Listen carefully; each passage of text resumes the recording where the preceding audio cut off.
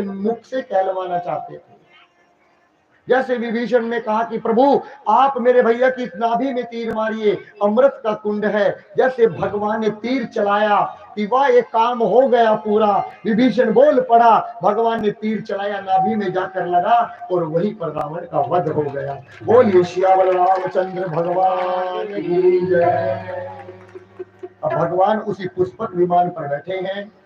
सबसे पहले आए नंदी ग्राम में भरत जी से मिले, भरत जी के सीने से मिले, भरत जी के साथ अयोध्या में आए। अयोध्या में आने के बाद अपनी माँ से मिले, अपने छोटे भाई से मिले, सबसे मिले हैं। भगवान का राज्य अभिषेक हुआ और अब भगवान ने मेरी माँ की अग्नि परीक्षा ली। सब भगवान को दोष देते हैं कि भगवान होकर अग्नि परीक्षा दी। देखिएगा, यदि अग्नि परीक्षा ना लेते तो मेरी असली की माँ कहाँ है? अग्नि में। अग्नि में को जैसे मेरी माँ निकल कर गई, जो नकली की सीता थी वो नीचे चली गई और जो असली की सीता थी वो ऊपर निकलकर भगवान के पास आ गई। इसीलिए अग्नि परीक्षा लेनी पड़ी। इसके बाद अब भगवान राजा बने, पूरी अयोध्या को अच्छे से भगवान ने पालन पोषण किया और अब भगवान अयोध्या को छोड़कर जाने लगे। सबसे पहले सब लोग, सभी देवता लक्ष्मण जी गए। लक्ष्मण जाकर लक्ष्मण ने कहा कि मैं इस जन्म में तो तुम्हारा छोटा भाई बनकर आया हूं, मैंने तुम्हारी सेवा की है, लेकिन अगले जन्म में मैं तुम्हारा बड़ा भाई बनकर आना चाहता हूं प्रभु। वही लक्ष्मण जी अगले जन्म में क्या बने? बलराम जी बने और मेरे प्रभु क्या बने? छोटे भाई कृष्ण भगवान बने। वही भगवान। सारे देवता गए वैकुंठ धाम, राम जी बचे। राम जी ने कहा हनुमान तुम नहीं चलोगे क्या हमारे साथ? हनुमान जी बोले प्रभु मैं नहीं जाऊंगा। बोले क्यों? मैं आपके दर्शन के बिना रह सकता हूं, लेकिन आपके नाम के बिना नहीं रह सकता।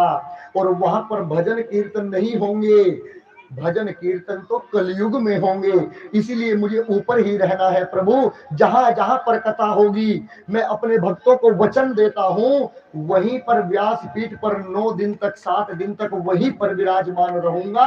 जो मेरी 108 परिक्रमा करेगा इस व्यासपीठ की, मैं उसकी मनोकामना अवश्य पूरी करूंगा। इसलिए हनुमान जी नहीं गए। हनुमान जी यहां से कल जाने वाले हैं, कल जाएंगे। कब? पहले भोग प्रसादी लेंगे, देखेंगे कि इस गांव के लोगों ने कैसा भोग बनाया मेरे प्रभु के लिए, कैसा खिला रहे हैं। उसके बाद अपने आप भोग लेकर हनुमान जी सबको फल देकर चले जाएंगे। किसने कितने भाव से कथा को सुना, किसके मन में छल था, सब कुछ।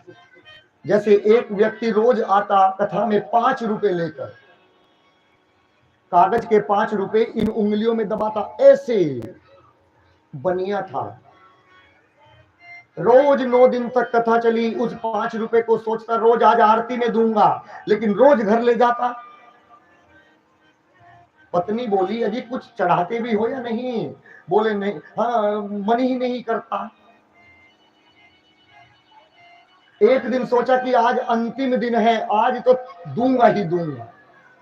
गर्मियों के दिन थे, 5 रुपए को यहां दबाए बड़े कस के जोरों से।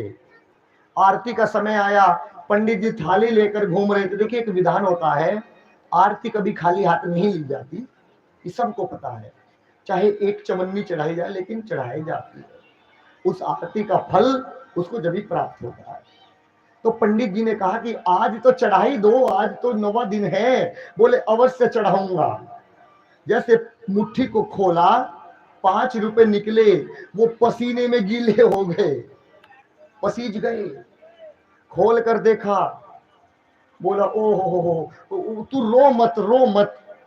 उस 5 रुपए से बोला तुम बहुत रो रहे हो, तुम रो मत, मैं तुम्हें अपने से जुदा नहीं करूंगा, दिल से लगा कर रखूंगा, नहीं दूंगा मैं। फिर 5 रुपए अपनी जेब में डाल दिया, लेकर चला गया अपने घर। ऐसे लोगों से बचा जाए, बचा जाए। यहीं पर